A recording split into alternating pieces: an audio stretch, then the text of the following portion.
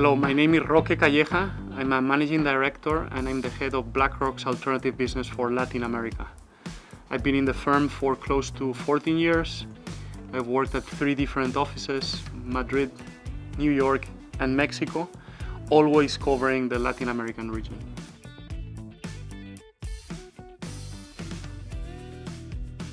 So, alternative investments are investment strategies that are different to the investment in traditional stocks, bonds, or cash.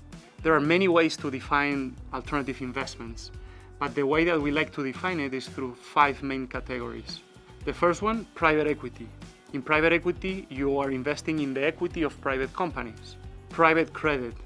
In private credit, you are financing public or private companies through private debt. Real assets, that's real estate and infrastructure. And finally, hedge funds. The adoption of alternatives has grown considerably over the last decade across all types of client portfolios. What used to be an asset class that had a 5, 6, 7% allocation within the overall portfolio, now they're representing anywhere up to 50, 60% of a lot of investors that we see on a global basis. Alternative investments used to be focused for a specific set of clients, mainly pension funds and insurance companies, and the access to the asset class was challenging. That has changed a lot over the last years, and now you have a wider set of investors allocating into alternatives. Now you're seeing high net worth individuals, you're seeing private banks, you're seeing family offices, and you're seeing a wider adoption of the asset class all across client segments on a global basis.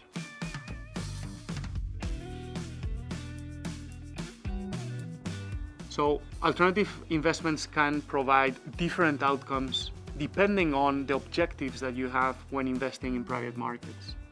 And alternative investments contribute in a different way to an investment portfolio. Let's say that your objective is to generate the highest potential return in your portfolio, then private equity should be your option. Private equity has delivered outperformance to public markets in over 5% on an annual basis for the last 20 years. Let's say that, on the other hand, your objective is to generate a higher income in your portfolio. Then you have strategies like private credit, like infrastructure, that are going to deliver a yield over the public fixed income that will contribute positively to your portfolio. Let's say, on the other hand, that what you're trying to achieve is uncorrelated returns, and you're looking for uncorrelations in a market where stocks and bonds are highly correlated. Then you will look for solutions like hedge funds that provide uncorrelated returns using sophisticated investment strategies.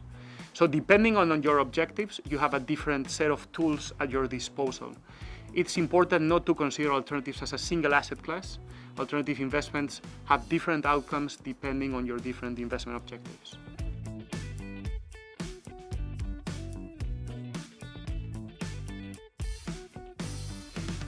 So alternative investments have the benefit that they can provide uncorrelated returns to the broader markets or the broader economy.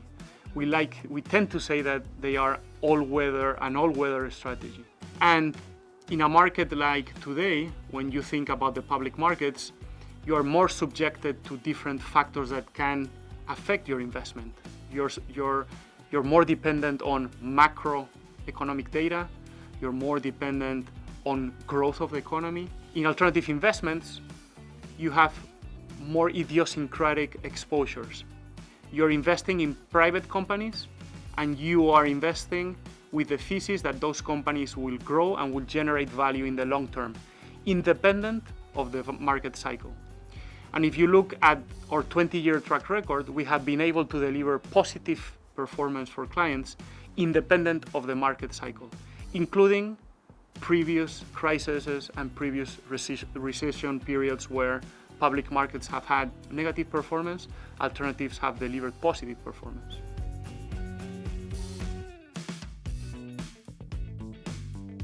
So BlackRock has been investing in alternatives for over 20 years, and we're actually one of the top 5 alternative investment managers on a global basis.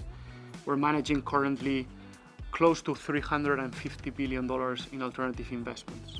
There are a few things that differentiate BlackRock to other alternative investors. The first one is that we have a very diversified platform. We're just not focused on one single asset class.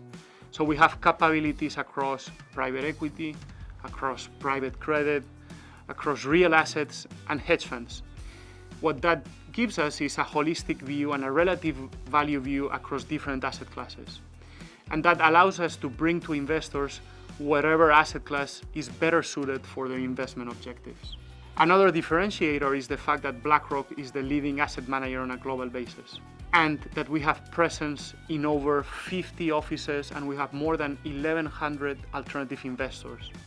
That gives us unique presence on the local markets where we invest. That gives us unique connectivity to the local markets and investments that we're doing. And that is generating that BlackRock is analyzing over 8,000 private market investments every year. But what's important is that we're just investing in 5% of them. So we're saying no to 95% of everything that we're seeing.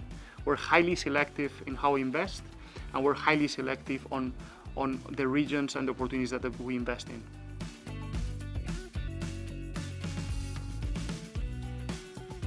So the alternative asset class has grown exponentially over the last decade, and we are currently at over $11 trillion of assets under management as an industry.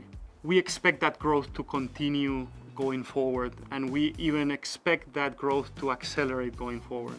And the main reasons for that growth are a wider adoption of the asset class. So as I mentioned before, this asset class that used to be restricted for a specific set of investors on a global basis, mainly pension funds and insurance companies, now is going to be available for a wider client base. If we look at the example of how many alternative investments are in hands of wealth clients, we're estimating around $2.5 trillion of alternative investments are currently in wealth portfolios. We expect that exposure to double in size in the next 3 years to over $4.5 trillion. We're also seeing other types of clients that are underallocated to the asset class, like insurance companies. Insurance companies have long-term liabilities, and alternatives are a long-term asset class. So we expect insurance companies to continue allocating to asset class. So as I said before, all the benefits that alternative investments bring to a portfolio in an environment where we're seeing more volatility, we're seeing more risk aversion, alternatives bringing higher potential for higher returns and correlated returns, and a higher income potential, that will continue to drive allocations to alternatives going forward. And we expect that growth to continue in the future. So thank you, everyone. Hopefully that was of your interest. If I may finish with one last statement, is that when you think about our mission around alternative investments, is that we want to democratize the access to alternative investments.